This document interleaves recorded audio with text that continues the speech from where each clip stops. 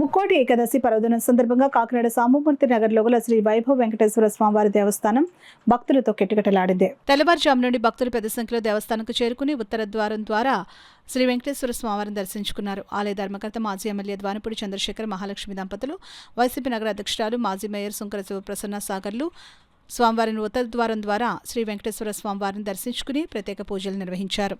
ఈ సందర్భంగా సుంకర శివ ప్రసన్న సాగర్ మాట్లాడుతూ ముక్కోటి ఏకాదశి పర్వదినం పురస్కరించుకుని ఆలయానికి విచ్చేసే భక్తులకు ఎలాంటి అసౌకర్యం కలగకుండా పటిష్ట ఏర్పాట్లను చేయడం జరిగిందని వివరించారు. భక్తులు అధిక సంఖ్యలో తరలివచ్చి ఉత్తర ద్వారం ద్వారా స్వామివారిని దర్శించుకుని తీర్థ ప్రసాదాలను స్వీకరించారు. తిరుపతి సేవకాలం 4:30 నుంచి 5:30 వరకు మొదలైంది. 5:30 వరకు జరిగింది. తర్వాత మనకి 6 గంటలకి వైకుంఠ దర్శనం ఇచ్చాం. ఉత్తర ద్వార దర్శనం చేసుకుంటే మనకి ముక్తి పొందుతామట. మళ్ళీ ఇంకా మరు జన్మ అంటూ ఉండదు. అందుకని ఈ రోజు ఒక్కరోజే చేసుకుంటాం. ఇది రోజు మనం తూర్పు నుంచి వస్తాం.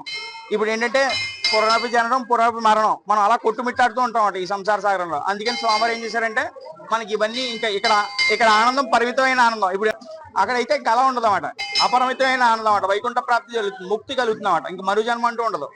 ఇక్కడ ఏర్పాట్లన్నీ ఘనంగా బాగా వైభవంగా జరిగే భక్తులందరికీ పెద్దపీట వేస్తూ మన ద్వారంపూడి చంద్రశేఖర్ రెడ్డి గారు టెంట్లు అవన్నీ వేయించారు.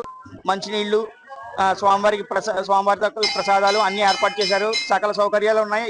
భక్తులు ఎటువంటి అసౌకర్యం కలగకుండా చూసుకున్నారు. వెంకటేశ్వర స్వామి వారి ఆలయంలో ఈ రోజు ప్రత్యేక వైకుంఠ ద్వార దర్శనం ఏర్పాటు చేయబడింది.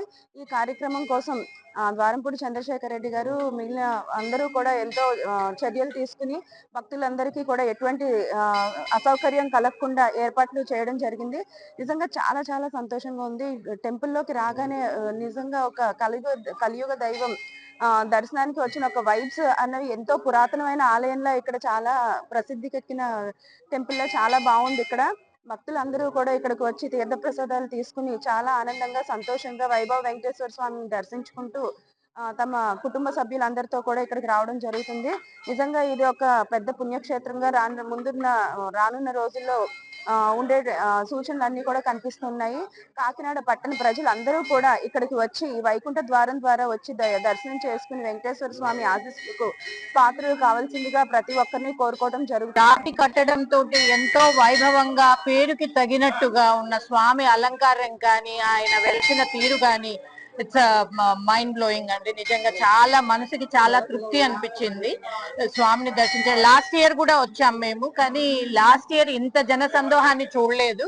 ఒక 2 సంవత్సరాలు ఇంత పేరు ప్రఖ్యాతలు కానీ ఇంత జన సందోహాన్ని చూసి ఆయన నిజంగా వైభవ వెంకటేశ్వర స్వామి అనే పేరుకి సార్థకం చేసుకున్నట్లు అయిపోయింది. కోరిన వాళ్ళ కోరికలు తీర్చుకుంటూ ఆయన వెలసిన తీరు, ఆ వెండి కవచంలో తిరుపతిని తలపించేటట్టున్నారు స్వామి. తిరుమలలో వెలిసినట్టుగా ఉంది. మన నిజంగా కాకినాడ ప్రజలకి ఈ టెంపుల్ వల్ల చాలా అదృష్టం అండి. మనకి ఈ రాతి కట్టడం ఈ చుట్టుపక్కల ఎక్కడా కూడా చూడలేదు నేను. అండ్ చుట్టుపక్కల విలేజెస్ నుండి కూడా చాలా మంది వచ్చి దర్శనం చేసుకుంటున్నారు.